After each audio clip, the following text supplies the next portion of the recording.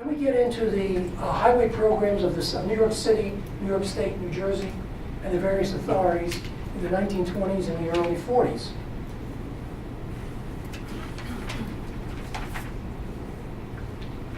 New York City had various boulevards. This was way before you had what we call the freeways, which in New York City and in New Jersey are called expressways.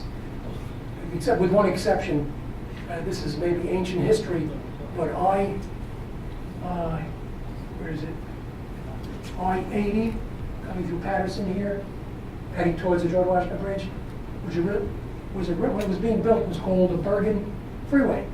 Bergen Freeway. So the only place in New York, New Jersey area I know that was ever referred to as a freeway.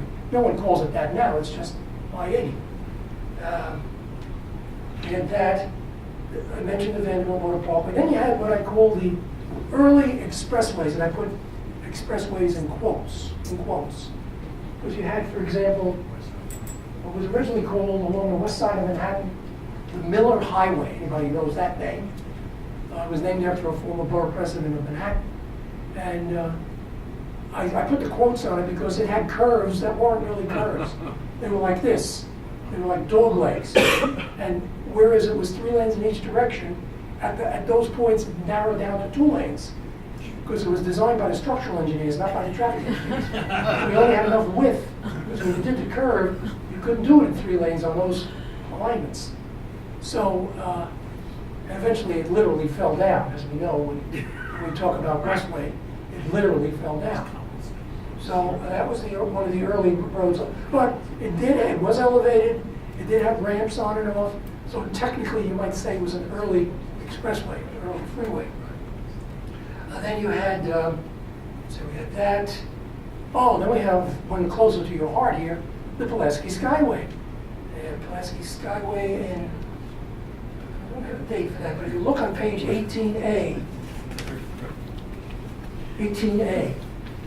I don't have that book here. If you want to read about skullduggery, if you want to read about corruption, you read this book called The Last 3 Miles, subtitled Politics, Murder, and the Construction of America's First Superhighway, the Pulaski Skyway.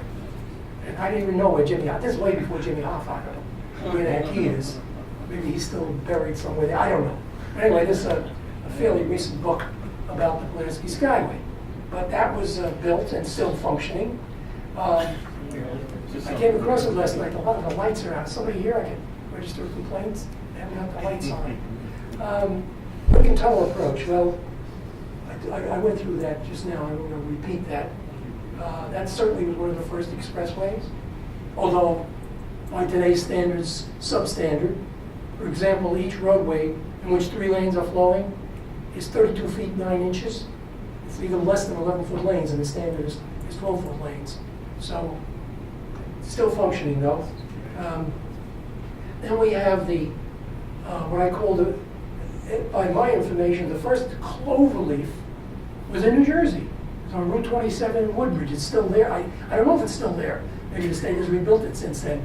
But that was the first cloverleaf interchange in the United States in we don't have the year. Then we have, now we go into, can't avoid Robert Moses.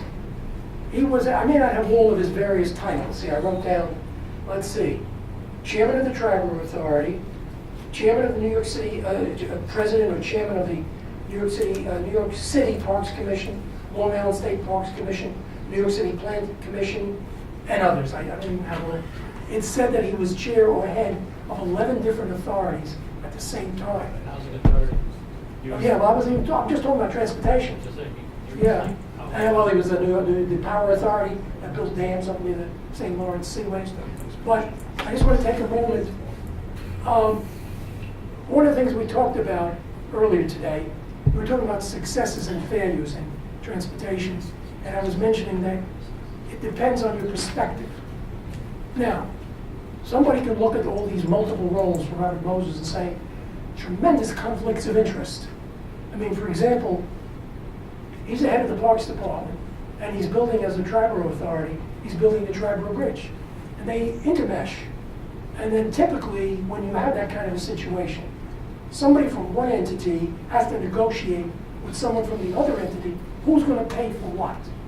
Where does the responsibility of the toll authority start to pay for things? And where does federal aid, federal state mesh?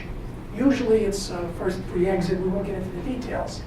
But in that case, I mentioned he built that approach to the Triborough Bridge about a mile and a half from the bridge. So New York City got a benefit, you might say, from him being both of them. You could say he was coordinating, he was integrating, or you could say it's a conflict of interest. It's depends how you look at it. So anyway, he was in charge of all those things. And so you started getting the Long Island, the whole Long Island Parkway system. It's not on this map, but I won't go into all of it. But you get the Northern State Parkway, the Southern State Parkway, the Meadowbrook. I mean, that's the one toward Meadowbrook. Sacticos, I could go on and on. There's a lot of them. And they were built in the 20s and the 30s. And then you got the New York City parkways, the Grand Central Parkway. It was originally called the Interborough, now the Jackie Robinson Parkway, the Belt Parkway, the Cross Island Parkway. Then you get into the parkways in Westchester, up here in Westchester, Sawmill Parkway, the Taconic Parkway, Hutchinson River Parkway, and on and on and on. In your material, there are more complete lists of the things that Robert Moses was responsible for. And then you had also in New York City, and this is an example of sort of incremental development. When the Queens Midtown Tunnel was built here, I'm trying to find these, so this is now the Long Island Expressway. There was a short piece built here, right, leading into the tunnel. It was originally called the Borden Avenue Viaduct. It's the piece that's still there. It goes across the creek. I think it's Newtown Creek. Then it was extended out to Queens Boulevard. Then it was extended eventually out to Riverhead in Long Island, Suffolk County. It just developed incrementally. So that was the first piece of it in the 20s and the 30s. So we had the Borden Avenue Viaduct. We had the Kiwanis Expressway here, leading into the Battery Tunnel. This piece wasn't built yet. We'll get to that later.